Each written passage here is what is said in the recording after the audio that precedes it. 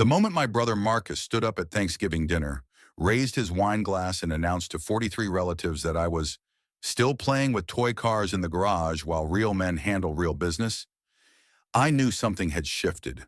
Not in him, Marcus had been this way since we were kids, but in me. Because for the first time in 37 years, I didn't feel hurt. I felt curious, like a scientist observing a specimen that had just revealed its weakness. You know what's funny about family? They think they know you. They've built this version of you in their heads based on who you were at 12, maybe 15, if you're lucky, and they never update the software.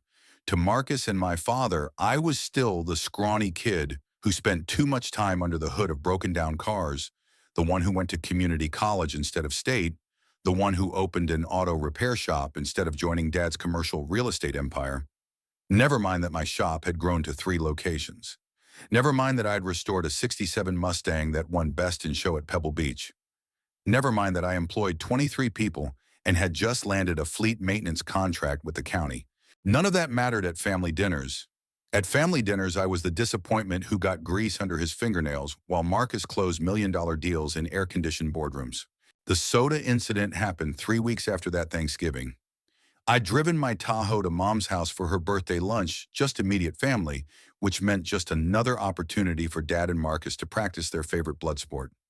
I parked in the driveway, like always went inside, endured 2 hours of Marcus explaining his latest development project, while Dad nodded along like he was watching Beethoven conduct a symphony. Mom tried to steer the conversation to neutral ground a few times, bless her, but asking Marcus about his kids just led to a 20-minute monologue about private school admissions and how some of us are setting up our children for success from day one. The dig was obvious. My daughter Emma went to public school. A good public school where she was thriving, but that distinction was lost on them. I left around 3, anxious to get back to the shop. Turned the key and the Tahoe sputtered, coughed, made a sound I'd never heard from an engine in 20 years of fixing them, like someone gargling maple syrup. I popped the hood, checked the basics, then noticed something off about the fuel door. Tiny scratches around the lock, fresh ones, the kind you'd get from forcing it open with a screwdriver.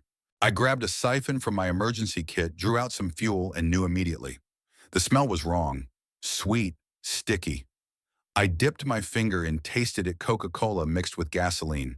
Someone had poured soda into my gas tank. The security camera on Mom's garage told the rest of the story.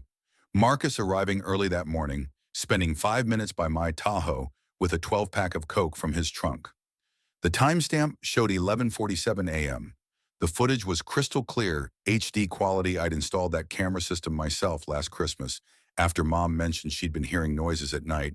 I had the Tahoe towed to my shop, drained the tank, replaced the fuel filter, cleaned the injectors. 4 hours of work, $1,200 in parts and labor if a customer was paying. But that wasn't the point. The point was what happened when I confronted Marcus about it. I called him that evening, sitting in my office with the security footage pulled up on my laptop. Marcus, I need to ask you something. Were you messing with my truck at Mom's today? He laughed, actually laughed. Messing with it? What are you, 12? Someone poured Coke in my gas tank. I have security footage of you by my truck this morning. The laugh got bigger. Oh my God, you installed cameras to spy on Mom. That's genuinely pathetic, even for you. Marcus, this caused serious damage. I had to. It's a prank, little brother. Jesus learned to take a joke. Maybe if you drove something from this century instead of that gas-guzzling piece of shit, it wouldn't matter what went in the tank. A prank, you contaminated my fuel system. That's vandalism. It's actually a crime. Crime. Now he was howling. You're going to call the cops on your own brother. For a practical joke, God, no wonder Dad thinks you're soft. Dad thinks you told Dad about this. Of course I told him. He thought it was hilarious. Said maybe it'll motivate you to finally grow up and get a real job instead of playing mechanic. I hung up. Sat there in my office staring at the security footage frozen on Marcus's face as he unscrewed my gas cap. 20 years of this. 20 years of pranks that weren't pranks. My tools going missing in high school only to turn up in pawn shops. My college acceptance letter to Cal Poly somehow never making it to me, found months later in Marcus's old room. The mysterious calls to my first girlfriend telling her I was cheating on her. All of it dismissed, laughed off, boys being boys, sibling rivalry, natural consequences of being too sensitive. But this time was different. This time I had footage. This time Marcus had made a mistake. I started documenting everything that week. Not just the current incident, but everything I could remember. Every prank, every joke, every $1,000 tool that went missing from my shop when Marcus had his spare key. I pulled credit reports, found inquiries I didn't recognize. I went through old bank statements, found withdrawals from when Marcus had my PIN. Small amounts, 50 here, 100 there, going back years. The kind of thing you don't notice unless you're looking for patterns. The pattern, once I saw it, was breathtaking. Marcus hadn't just been pranking me. He'd been stealing from me. Methodically, carefully, always just below the threshold where I'd make a fuss. And every time I did notice something, Dad was there to minimize it, to make me feel like I was overreacting, being dramatic, failing to understand how the world really worked. I hired a forensic accountant, paid him out of my own pocket, told him I suspected employee theft so he wouldn't ask too many questions. He went through 5 years of records and found $17,000 in unexplained losses, all traceable to times when Marcus had access to my accounts or my shop. $17,000. Not enough to destroy me, but enough to matter. Enough to be a felony. You want to know the real kicker? I found out Marcus had been doing the same thing to Dad. It started innocently enough. I was at Mom's helping her set up a new router when she mentioned Dad had been stressed about some missing money from his business account. Probably just an accounting error, she said. You know how he is with computers? But I knew that tone. It was the same tone she used when she was worried, but didn't want to worry anyone else. So I offered to take a look, told Dad I was doing routine maintenance on their system. He waved me off, too proud to admit he needed help with anything technical. But Mom gave me the passwords and I spent an afternoon going through his business accounts. The pattern was there too. Smaller amounts spread out over longer periods, but consistent. Always when Marcus had been helping with the books. Always explained away as overhead miscellaneous expenses, cost of doing business. $43,000 over 8 years. $43,000 of Dad's money filtered through shell companies and consulting fees to accounts that trace back to Marcus's wife's maiden name. The family reunion was scheduled for the second Saturday in June. Every year, same location, Riverside Park Pavilion, number 3, noon to 5. 100+ relatives, cornhole tournaments, Uncle Pete's famous ribs, and Aunt Caroline's potato salad that everyone pretended to love. Marcus always held court at these things, the successful son, the one who made it, while I usually stationed myself by the grill, helping Pete and avoiding conversation. This year would be different.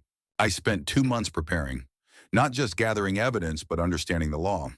California Penal Code 484, grand theft, embezzlement, fraud. I learned about statutes of limitations, about burden of proof, about the difference between criminal and civil proceedings. I learned that family members stealing from each other wasn't just a civil matter if the amount exceeded $950.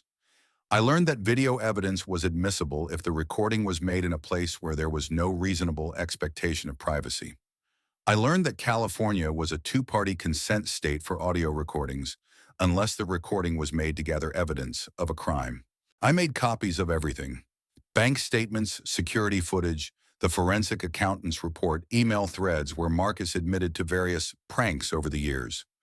I organized it all into a presentation, clean and professional, the kind Marcus would make for his investors. I even had it bound at Kinko's 15 copies, one for each adult family member who'd be at the reunion. I also did something else. I created a trust. See, here's what Marcus never understood about me. Yes, I went to community college. Yes, I fix cars for a living, but I also read. I educate myself.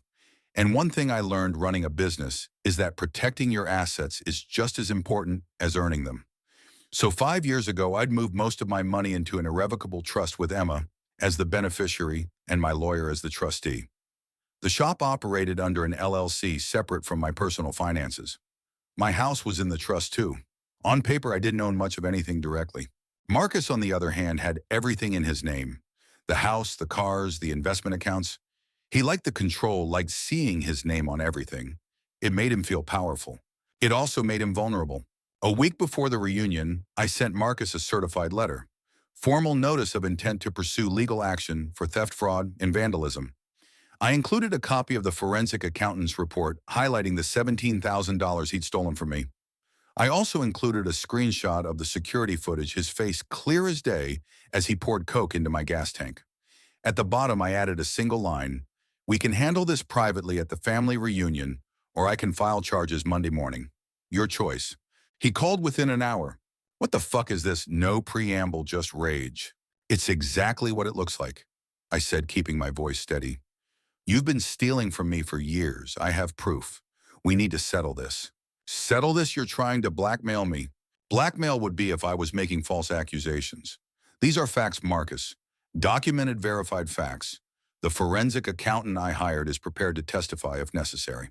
"You hired a... Are you insane over a few practical jokes? $17,000 isn't a joke. It's a felony." Silence. I could hear him breathing, calculating. "What do you want?" he finally asked. "I want my money back. All of it. And I want you to admit what you did publicly at the reunion." He laughed, but it was different this time. Nervous. "You're out of your mind if you think..." "I also know about Dad's accounts," I said quietly. The breathing stopped. 43,000 over 8 years, Marcus. Shell companies, consulting fees, all of it. I have the records." "You're lying." "Blackstone Consulting, established 2016 under Jennifer's maiden name. Received monthly payments of $400 to $800 from Dad's business account for advisory services." "Want me to continue?" The silence stretched so long I thought he'd hung up. "Then if you tell Dad, if you ruin this for me, I will end you. You understand, I will make your life hell." "My life's already been hell, Marcus. The difference is now I have receipts." I hung up. The morning of the reunion, I arrived early. 8 a.m., 4 hours before the official start time. I had work to do. I set up a small table near the pavilion entrance, placed the bound presentations in a neat stack, covered them with a tablecloth. I positioned my laptop on a side table, connected to a portable projector I'd borrowed from the shop. The screen faced the main seating area, everything ready but nothing obvious. To anyone arriving, it would just look like I was helping with setup. Mom got there at 9, Dad at 9:30. They were surprised to see me. "You're here early," Mom said, kissing my cheek. "Usually we have to drag you to these things." "Wanted to help out," I said. "Pete bringing the smoker. Should be here any minute." "You okay, honey? You look tired." I was tired. I'd been up until 3 a.m. going over everything one more time, making sure I hadn't missed anything. But I smiled and told her I was fine, helped Dad unload coolers from his truck. He grumbled about the ice melting too fast, about the cost of ribeye, about the Democrats, about kids these days. Normal dad stuff. I nodded along, wondering if he'd ever really looked at his books, if he'd noticed the missing money, or just absorbed it as the cost of having a successful son. Marcus arrived at 11:30, pulling up in his new Tesla Jennifer, and their kids climbing out in coordinated outfits. He saw me immediately, his jaw tightening, but he played it cool. Walked over with that salesman smile, clapped me on the shoulder, hard enough to hurt. "Little brother, look at you helping with setup. Finally contributing to the family functions." "Just doing my part," I said, not rising to the bait. He leaned in close, his breath hot on my ear. "Whatever you think you're doing, drop it. This is not the place." "You're right," I said, stepping back. "This is exactly the place." The reunion filled up quickly. Cousins I hadn't seen in years, aunts and uncles growing grayer kids who'd been toddlers last time, now teenagers glued to their phones. The usual chaos of a large family gathering, the overlapping conversations, the laughter, the arguments about who made the best barbecue sauce. Pete fired up the smoker, the smell of mesquite and meat filling the air. Caroline unveiled her potato salad to obligatory applause. Normal, comfortable, familiar. At 1 o'clock, when everyone had food and was settling into that post-meal laziness, I stood up and clinked a fork against my beer bottle. The conversations gradually died down, faces turning toward me with mild curiosity. I never made speeches at these things. I wanted to thank everyone for coming. I started, my voice carrying across the pavilion. Family means everything, doesn't it? The people who've known you longest, who've seen you at your worst and still show up. The people you're supposed to be able to trust. Marcus was already standing, trying to move toward me, but Pete had unconsciously blocked his path, focused on my speech. "Some of you know I run an auto shop," I continued. "What you might not know is that it's been successful, really successful, and that success has made me a target for something I never expected: theft. From someone I trusted." The crowd was fully attentive now. Marcus had stopped moving, his face pale.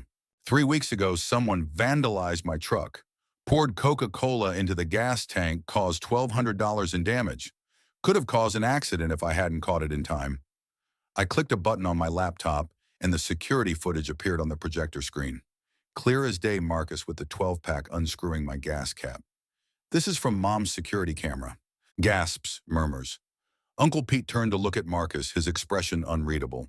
Now this could have been just a prank. I said, my voice staying calm, professorial almost.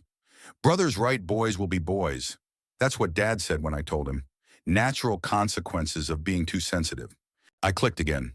Bank statements appeared on the screen, certain lines highlighted in yellow. But then I started looking into other things. Tools that went missing from my shop, money disappearing from my accounts. Small amounts, 50 here, 100 there. Always when Marcus had access. Always explained away as misunderstandings, mistakes, overreactions on my part.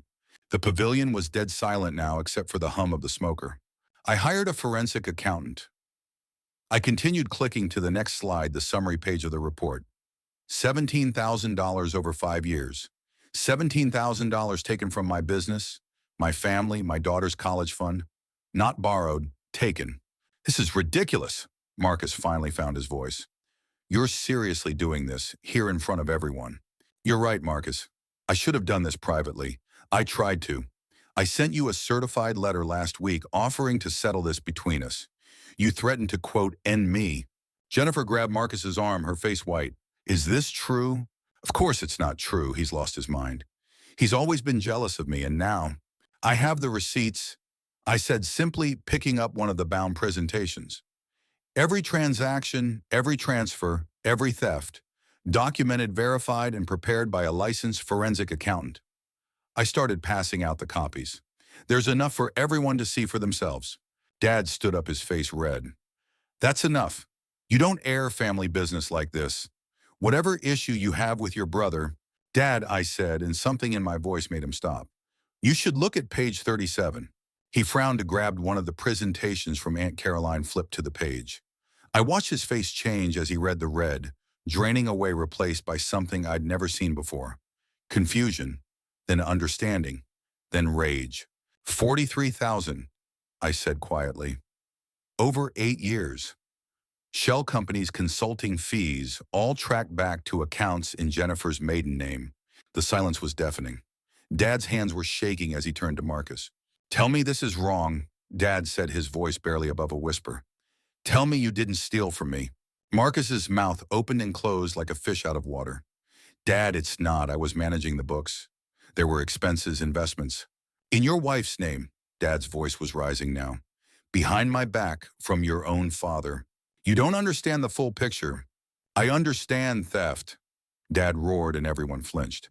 I understand my son is a thief. Jennifer had pulled their kids away, was walking quickly toward their car. Marcus started to follow, but I stepped in front of him. We're not done, I said. And get out of my way. The money, Marcus, all of it. 17,000 to me, 43 to Dad. Certified checks by Monday. He laughed harsh and bitter. You think you've won? You think this little stunt means anything? I'll bear you in legal fees. No, Marina, I said you won't. I pulled out my phone, showed him the screen. An email ready to send, addresses already filled in. The district attorney's office, the State Board of Real Estate, the IRS. Everything's here, I said. The forensic report, the security footage, bank records going back 8 years. One tap and it goes to everyone. Criminal charges for the theft. Ethics violations for your real estate license. Tax fraud for the unreported income from Dad's business. His face had gone gray. You wouldn't. $60,000 in certified checks by Monday, or I send it. Your choice. He looked around the pavilion. Every face was turned toward us, toward him. Family members he'd laughed with, done business with, borrowed money from over the years. All of them now seeing him for exactly what he was. I need time, he said quietly, to liquidate some investments to... Monday, I repeated, 9 a.m. at my shop. He nodded, defeated, and started walking toward his car. Halfway there, he turned back. You happy now, he called out. You destroyed our family. You happy? I didn't destroy anything. I said loud enough for everyone to hear. I just turned on the lights. He left, just drove away, leaving Jennifer and the kids to find their own way home. The reunion slowly came back to life, conversations resuming in hushed tones. Dad sat at a picnic table, staring at the presentation, flipping through pages like he was seeing his life from a new angle. Mom sat beside him, her hand on his arm, murmuring something I couldn't hear. Uncle Pete walked over to me, put a meaty hand on my shoulder. "That took balls, kid," he said quietly. "Your brother's been a snake since he was 10 years old. We all knew it, but family, you don't say anything." "Someone had to," I said. "Yeah, someone did." He squeezed my shoulder. "You did good. Your grandpa would be proud. He never liked Marcus either." The rest of the reunion was subdued but not unpleasant.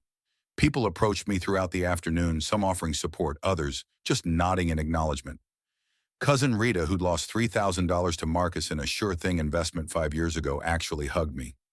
Aunt Caroline mentioned she'd always wondered why Marcus drove such expensive cars when his business was supposedly struggling. Dad didn't speak to me for 2 hours. When he finally did, the sun was starting to set and most of the family had gone home. He walked over to where I was helping Pete clean the grill, stood there awkwardly like he didn't know how to start. 43,000, he finally said. Yeah, I trusted him with everything. The books, the accounts, everything. I know. I called you soft. His voice cracked slightly. Said you were too sensitive. Said you needed to be more like him. You did. He was quiet for a moment, then, "I'm sorry." 2 words I'd never heard from him before. Not when he missed my high school graduation for Marcus's college visit. Not when he forgot Emma's birthday 3 years running. Not when he told me I was wasting my life playing with cars. "I know," I said again. "The security footage," he said. "The coke in your gas tank. He really did that. He really did." And I laughed. He shook his head. "God help me," I laughed when he told me. "Natural consequences." I said, unable to keep the bitterness out of my voice. "No," Dad said firmly. "Not natural, not consequences, just cruelty. And I enabled it." He looked at me directly for the first time. "You're twice the man he is. 3 times. I couldn't see it." "Why?" I had to ask. "Why was it always him?" Dad thought for a moment. "He was easy," he finally said. "Marcus was always easy. Confident, charming, never questioned anything. Never made me question anything. You always made me think. Made me uncomfortable. You did things your own way and it scared me. Because what if your way was better? What if I'd been wrong my whole life? Were you? He laughed short and rueful. $43,000 says yes. Monday came quickly. I arrived at my shop at 7 earlier than usual, but I couldn't sleep anyway. The morning was already warm, promising another scorching valley day. I made coffee, reviewed the accounts I'd set up for the repayment, checked my email for the 5th time. Everything was ready. Marcus showed up at 8:47, 13 minutes early. He drove a different car, an older Audi I recognized as Jennifer's. He looked like he hadn't slept in days, stubble on his face, his usual perfect hair uncombed. He came into my office carrying a manila envelope, dropped it on my desk without a word. I opened it. 2 certified checks, one for $17,000 made out to me, one for $43,000 made out to Dad. "Satisfied?" he asked. Almost when I said, pulling out a document I'd had my lawyer prepare. "Sign this." He picked it up, read it, his face darkening. "A confession, an acknowledgement, that you took the money, that you're repaying it in full, that you won't contest any civil or criminal actions that may result from your admission. This is Nernmanatu insurance," I said. "Sign it or I send the email." He signed it, his hands shaking slightly. I made a copy, gave him the original. "We done?" he asked. "One more thing." I stood up, walked around the desk to face him directly. "You're going to apologize. I just paid you $17,000. That's restitution. I want an apology." His jaw clenched. "Fine, I'm sorry. Not to me, to Emma." "What?" "To want him. My daughter. Your niece. The one whose college fund you stole from. The one who had to hear at every family gathering how her cousins were so much more accomplished, so much more promising. You're going to apologize to her. She's 14. She's 16, and she's in the break room right now waiting." I led him through the shop, past the lifts and tool chests, the familiar smell of motor oil and metal. Emma was sitting at the break room table doing homework on her laptop. She looked up as we entered, her expression carefully neutral. I'd told her everything the night before, shown her the evidence, explained what would happen. She'd taken it better than I expected, said she'd always known Uncle Marcus was sketchy. Marcus stood there awkwardly, this man who could command a boardroom, who could sell ice to Eskimos, completely at a loss facing a 16-year-old girl in a ponytail and anime t-shirt. Emma, he finally said, I need to apologize. I took money that wasn't mine. Money that belonged to your father, to your family, to you. I was wrong. She studied him for a moment, then nodded. Okay. Okay. Ooh. Yeah, okay, you apologized. I heard you. She turned back to her laptop. Can I get back to my homework now? The dismissal was complete devastating in its indifference. Marcus had expected anger, maybe tears, something he could manage or manipulate. Instead, he got the one thing he couldn't handle, irrelevance. He left without another word. I sat down next to Emma, watched her work on what looked like calculus. You okay? I asked. Yeah, he's just sad, you know. Like imagine being that old and still acting like a middle school bully. That's very mature of you. She shrugged. Ms. Peterson says the best revenge is living well. I figure I'll get into a good college, have a good life, and forget he exists. Ms. Peterson sounds smart. She is. She also said you did the right thing, by the way, when I told her about it. Said sometimes you have to stand up to bullies, even when they're family. Especially when they're family. I kissed the top of her head, smelling her strawberry shampoo. I love you, kid. Love you too, Dad. Now go away, I have a test tomorrow. The aftermath was messier than the confrontation. Jennifer filed for divorce within a month, citing financial fraud and hidden assets. Turned out Marcus had been stealing from more than just family.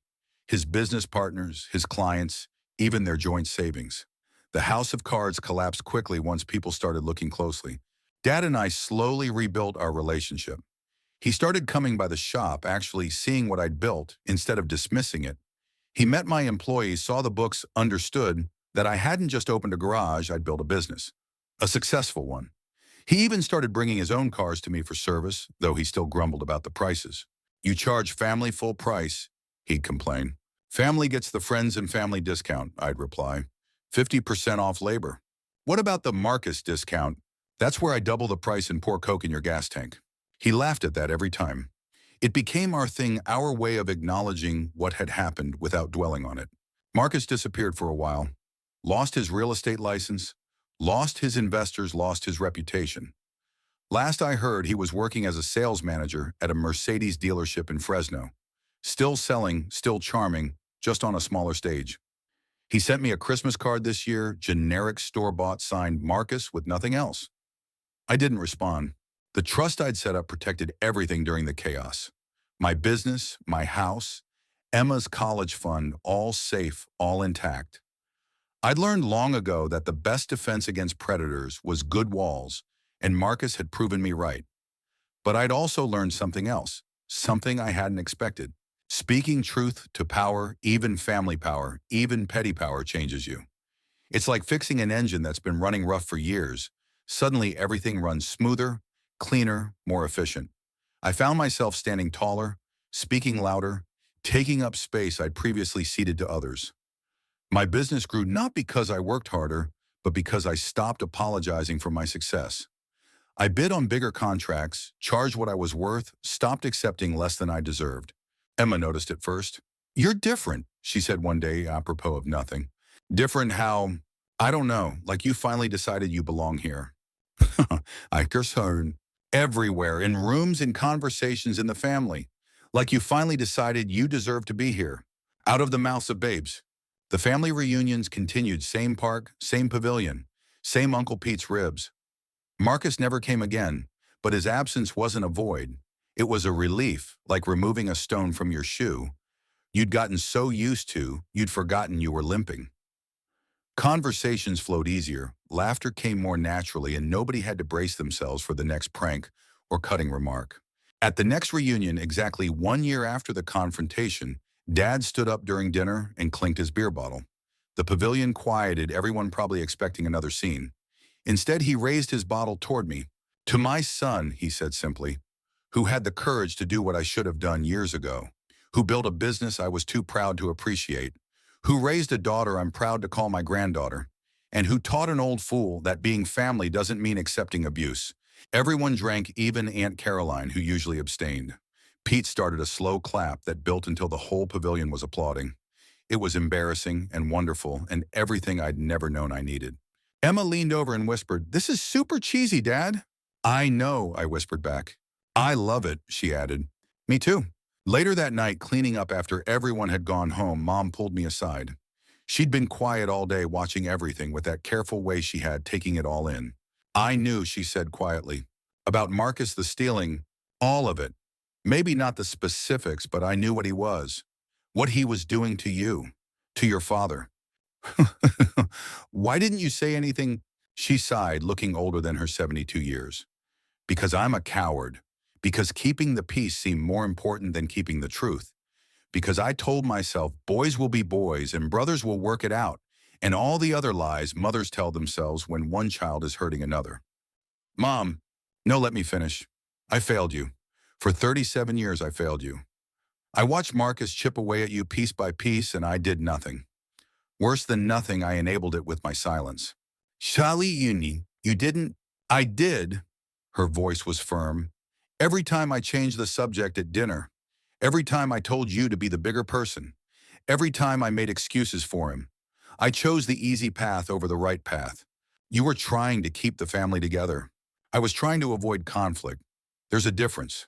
A family held together by silence and denial isn't really together at all. It's just people sharing space and DNA. She reached into her purse, pulled out an envelope, handed it to me. Inside was a check for $20,000. Money, no. It's from my personal account. Money my mother left me that your father doesn't even know about. Consider it interest on what Marcus stole. Consider it an apology. Consider it whatever you need to consider it, but cash it. I can't take this. You can and you will. Because here's what I've learned too late, but not too late to matter. Sometimes love means making amends not just with words, but with actions.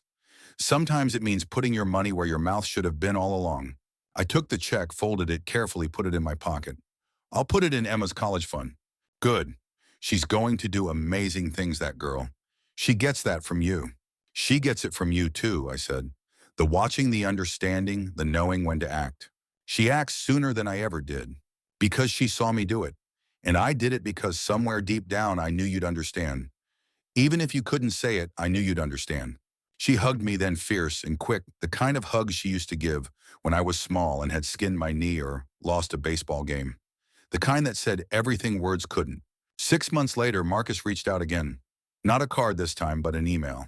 Long, rambling, full of justifications and explanations, and the kind of pseudo-apologies that weren't really apologies at all. I'm sorry you felt hurt. I'm sorry things got out of hand. I'm sorry we couldn't work this out as brothers. I started to write a response a dozen times. Typed and deleted, typed and deleted. Finally, I wrote just 3 sentences. I forgive you for what you did to me. I can't forgive you for what you did to Dad, that's his call. Don't contact me again. I hit send, then blocked his email address. Clean, simple, final. The shop is thriving now. We're up to 4 locations, 31 employees, and more work than we can handle. I'm teaching Emma the business on weekends, not pushing her toward it, just showing her what building something looks like. She's got a good head for numbers, better than mine, and she catches things I miss. She'll probably end up doing something completely different, maybe engineering or computer science, but she'll know how to change her own oil and read a balance sheet, and that's enough. Dad comes by every Wednesday for lunch. We eat sandwiches from the deli next door, sit in my office, and talk about everything and nothing. He's mellowed, or maybe I've just gotten better at seeing him as a person instead of just a father. He still makes comments about Democrats and kids these days, but now there's a self-awareness to it, a wink that says he knows he's being a grumpy old man, and he's okay with that. You know what the difference is between you and Marcus? He asked one Wednesday, apropos of nothing. What's hero? What's what You build things. He just moved things around, shuffled money and papers and words, but he never built anything. You take broken cars and make them run. You took an empty garage and made it a business. You took a family full of secrets and made it honest. I destroyed things too, I pointed out. Marcus's marriage, his career, his relationship with the family. No, Dad said firmly. Those things were already broken. You just revealed the cracks. There's a difference between breaking something and showing that it's already broken. Very philosophical for a Wednesday. I'm old. I'm allowed to be philosophical. Besides, your mother's been making me read books. Real books, not just Tom Clancy. She says it's good for my brain. Is it? Hell if I know. But it makes her happy, and at my age, that's enough. We sat in comfortable silence for a while, watching through the window as my mechanics worked on cars, the familiar rhythm of impact wrenches and hydraulic lifts, the smell of rubber and oil that had become the soundtrack and perfume of my life. I'm proud of you, Dad said suddenly. I don't say it enough, probably never said it before last year, but I am. Proud of what you've built, proud of how you handled Marcus, proud of the father you are to Emma, proud of the man you've become despite me, not because of me. The dad warned. Let me finish. I'm 78 years old. I probably have, 5 good years left, maybe 10 if I'm lucky, and your mother keeps making me eat vegetables. I wasted 37 years being proud of the wrong son for the wrong reasons. I'm not wasting any more time. You didn't waste them, I said. You just invested them poorly. He laughed at that, really laughed, the kind that made his eyes water. Invested them poorly? Christ, that's good. Yeah, I invested them poorly. Put all my emotional capital into a fund that was cooking the books. Well, you're diversified now. Diversified. He shook his head, still chuckling. Your mother's right. You're funnier than people think. A mom thinks I'm funny. She thinks you're a lot of things. Smart, capable, resilient kind. She's got a whole list. Updates me on it regularly, whether I want to hear it or not. And you? What do you think? He was quiet for a moment, looking at me with eyes that were older, softer than they used to be. I think you're the son I never deserved, but somehow got anyway. I think you're the reason this family's going to survive and maybe even thrive. I think Marcus was fool's gold, shiny and worthless, and you're the real thing, solid all the way through. That's a lot of thinking for a Wednesday. Yeah, well, when you're my age, every day could be your last philosophical Wednesday. Might as well make them count. He stood to leave, then paused at the door. That thing with the coke in the gas tank, how much damage did it really do? Honestly, if I'd caught it right away, probably none. Sugar and soda and gas is mostly an urban legend. It doesn't dissolve, just sinks to the bottom. But Marcus let it sit for hours, and I drove on it for a few miles before the engine started complaining. That circulated it through the system, gunked up the injectors, clogged the filter. Still wouldn't have been $1,200 worth of damage, but I shrugged. I might have padded the invoice a little. Dad stared at me for a moment, then burst out laughing again. You charged him for labor you did yourself. Shop rate, 120 an hour. That's my boy, he said, and for the first time in my life, hearing those words didn't hurt. You know what I think about sometimes, how different everything might have been if Marcus had just been a better brother. Not perfect, just better. If he'd celebrated my successes instead of undermining them. If he'd borrowed money and paid it back. If his pranks had been actual pranks, not camouflage cruelty. We could have been partners, maybe. His sales skills and my technical knowledge. His connections and my work ethic. We could have built something together, something bigger than either of us could manage alone. Our kids could have grown up close, real cousins instead of strangers who shared grandparents. But then I realized if Marcus had been better, I might have been worse. Not worse as in cruel, but worse as in smaller. His constant diminishment forced me to grow, to prove myself, to build foundations so solid even he couldn't shake them. His theft taught me to protect what was mine. His lies taught me the value of truth. His absence taught me that sometimes the best thing family can do for you is leave. The last time I saw him was at a Starbucks in Bakersfield. Pure coincidence, I was driving back from looking at a potential 5th location, stopped for coffee, and there he was, sitting alone at a corner table, laptop open, wearing a suit that had seen better days. He saw me at the same moment I saw him, and we both froze. I could have left, pretended I hadn't seen him, grab my coffee and gone. But something made me walk over, maybe curiosity, maybe closure, maybe just the strange pull of shared DNA. Marcus, I said. Hey, he replied, closing his laptop. You look good. You look tired. Yeah, well, divorce will do that. I sat down uninvited. Up close, I could see the changes more clearly. Gray in his hairlines around his eyes, a slight tremor in his hands that suggested too much coffee, or maybe something stronger. How's business? And I asked. It's business. You? Good, really good, actually. He nodded, fidgeting with his coffee cup. I heard you opened another shop. 2 more, actually, looking at a 5th. Jesus, he shook his head. Who would have thought my little brother, the empire builder? It's not an empire, it's just, no, own it, it's an empire. You built an empire while I built nothing. The admission hung between us, unexpected and raw. Marcus, sorry. I was wrong, he said suddenly. About everything. About you, about what mattered, about who I was. I spent so much time trying to be Dad's favorite that I forgot to be anything else. And then when I finally got his approval, I couldn't stop. I needed more. Always more. More money, more recognition, more proof that I was the one who mattered. We both mattered. Did we? Because I don't think I believed that. I think I believed there was only so much love, so much pride, so much success to go around. Like if you got some, there'd be less for me. That's not how it works. I know that now. Now that I've lost everything and the world didn't end. Now that I'm nobody special and the sun still rises.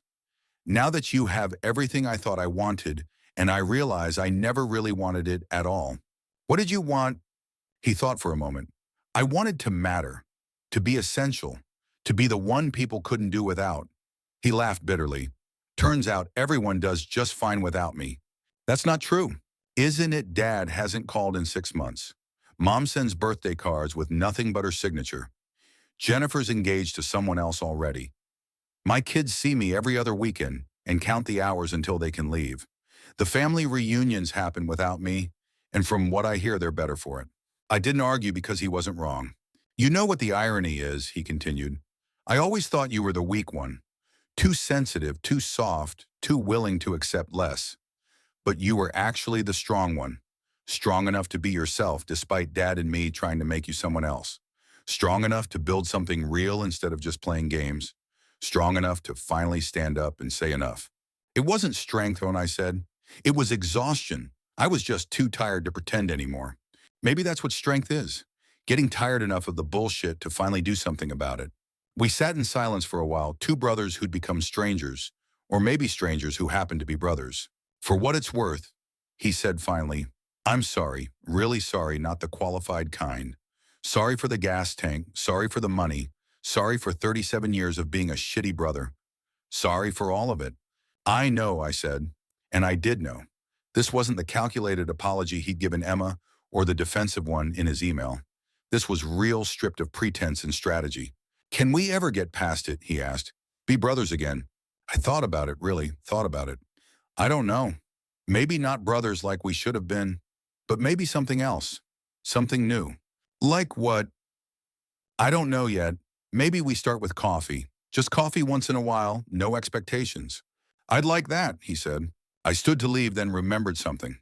Pulled out my wallet, took out a business card, slid it across the table. We're hiring salespeople for the new location, I said. If you're interested. He stared at the card. You're offering me a job. I'm offering you an interview. You'd have to earn the job like everyone else. And you'd answer to my sales manager, not me. I wouldn't be your boss, just the owner. Why we? Because you're good at sales and I need good salespeople. Because everyone deserves a second chance, even assholes. Because Mom would want me to. And Dad? Dad would tell me I'm too soft, but we've established that he's not always right about that.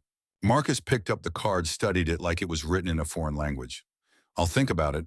Do that. I left him there with his cold coffee and his laptop and his thoughts.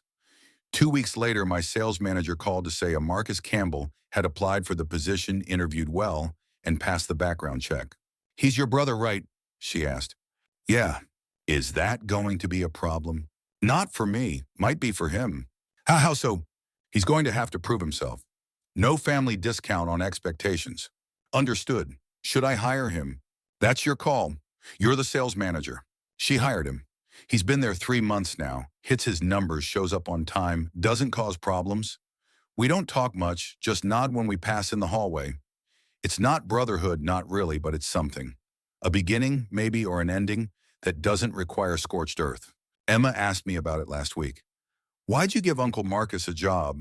Because holding on to anger is like holding on to a hot coal.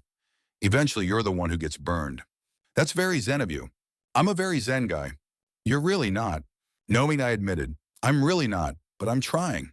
Is that why you gave him a job, because you're trying to be zen? No. I gave him a job because your grandmother would haunt me if I didn't at least try to help him.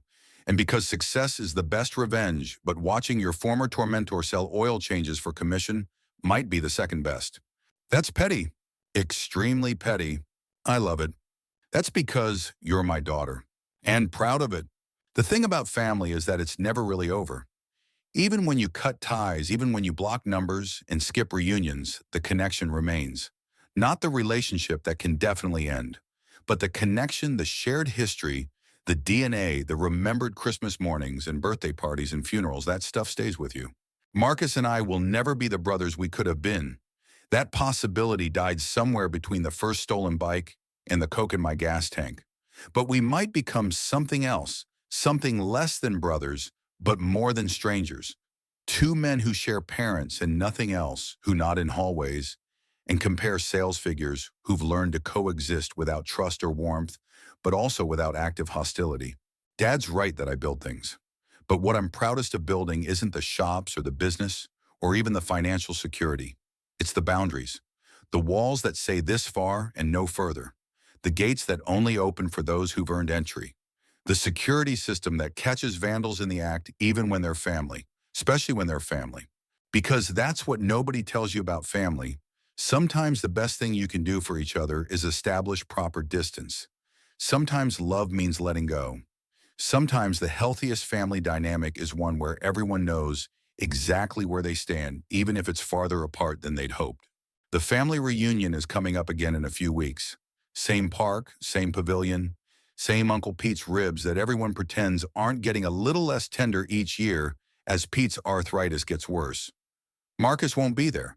He hasn't asked to come, and nobody's invited him. That might change someday, but not yet. Maybe not ever. But I'll be there. And Dad will be there no longer comparing his sons, but just enjoying the one who shows up. And Mom will be there watching everything with those careful eyes, maybe with a little less guilt now.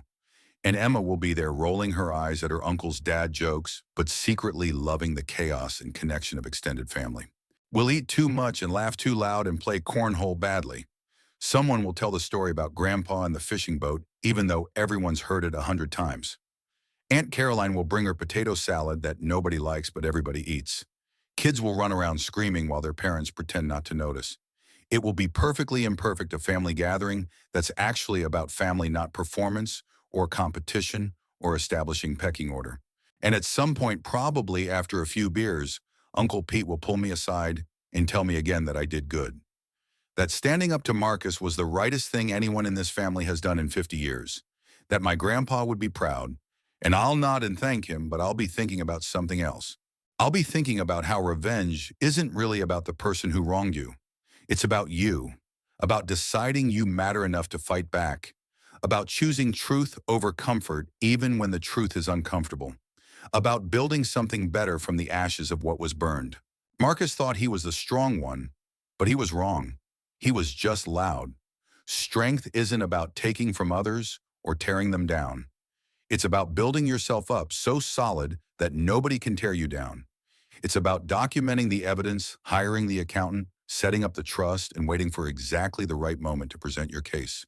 It's about standing in front of your entire family with a PowerPoint presentation of your brother's crimes and saying simply, "This ends now." And it did end. Not with violence or screaming or thrown punches, but with certified checks and notarized documents and a new understanding of what family means and doesn't mean. With boundaries established and consequences delivered, and the deep satisfaction of watching a bully realize his reign is over. The coke in my gas tank was supposed to be just another prank, another reminder of my place in the family hierarchy. Instead, it became evidence, proof, the last straw that broke 37 years of patient suffering. Marcus thought he was pouring soda into my fuel system, but really he was pouring gasoline on a fire he didn't even know was burning. The fire of enough. Enough disrespect. Enough theft. Enough gaslighting. Enough of being told I was too sensitive when I was actually too tolerant. Enough of keeping the peace at the cost of keeping the truth buried. Enough of being the bigger person when being the bigger person just meant being a bigger target. Just enough. And that's the real revenge, isn't it? Not the money returned or the reputation destroyed or the family dynamics forever altered. The real revenge is the moment you realize you don't need their approval anymore. The moment you stop trying to earn something that was never going to be given freely. The moment you look at your former tormentor and feel nothing. Not anger, not hurt, not even satisfaction. Just nothing. Marcus works for me now technically. Sells service packages and extended warranties at my 5th location, the newest one, the biggest one. He's good at it because he's always been good at selling things. But he's selling my products in my building to grow my business, and we both know it. The hierarchy has been reversed definitively and probably permanently, but that's not revenge either. That's just consequence. Natural consequence, as Dad would say, though. He doesn't say it anymore. Hasn't made that joke since he learned what Marcus did. Some jokes stop being funny when you realize you were the punchline all along. I still fix cars. Still come home with grease under my fingernails and the smell of motor oil in my clothes. Still prefer the concrete problems of engines and transmissions to the abstract problems of high finance and real estate development. But now I fix them in my own shops on my own terms, charging what I'm worth and paying my employees what they're worth. Emma's going to Berkeley next year. Engineering, like I predicted, though, she's thinking about a business minor. Someone has to take over the empire when you retire. She jokes, but I don't think she's entirely joking. She's got the mind for it, the careful attention to detail, the ability to see patterns others miss. She also has something I had to learn the hard way, the confidence to take up space from the beginning, to never apologize for her success or minimize her achievements. She doesn't have an Uncle Marcus. That might be the greatest gift I ever gave her. The shop is closed today, Sunday, but I came in anyway. Sitting in my office, drinking coffee, looking at the framed photo on my wall, me, Emma, and Dad at the grand opening of Location 5. Marcus is actually in the background of the photo, blurred but recognizable, wearing his sales uniform and talking to a customer. It wasn't intentional, him being in the frame, but I kept the photo anyway. It feels appropriate, him being there, but not really there, part of the picture, but not the focus. That's what he is now, background. After 37 years of forcing himself into the foreground of my life, he's finally where he belongs. Present but peripheral. Acknowledged but not centered. Part of the story, but not the main character. Because this was never really his story, it was mine.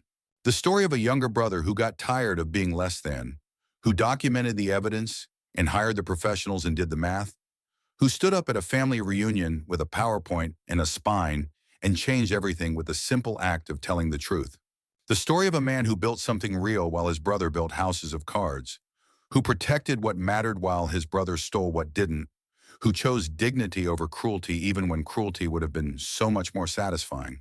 The story of revenge served cold but legally, with receipts and certified mail and notarized documents. Without violence or law-breaking, but with devastating effectiveness. The kind of revenge that doesn't land you in jail, but does land your tormentor in a sales position at your company, wearing a uniform with your logo, earning commission on your products. Is it petty? Absolutely. Is it satisfying? Incredibly. Is it justice close enough? Marcus poured Coke in my gas tank thinking it would stop me, slow me down, put me in my place. Instead, it started something. A documentation process, an investigation, a reckoning. He thought he was adding sugar to my fuel, but he was really adding fuel to my fire. The fire that burned through 37 years of accumulated bullshit and left nothing but truth in its wake. The fire that's still burning now, not with anger, but with purpose. With the steady combustion of a well-tuned engine, converting fuel to forward motion, carrying me and mine toward whatever comes next. The check engine light in my life is finally off. The contamination has been flushed from the system. The engine runs clean and smooth and strong, the way it was always supposed to, before anyone started pouring things into the tank that didn't belong there. And if that's not revenge, I don't know what is.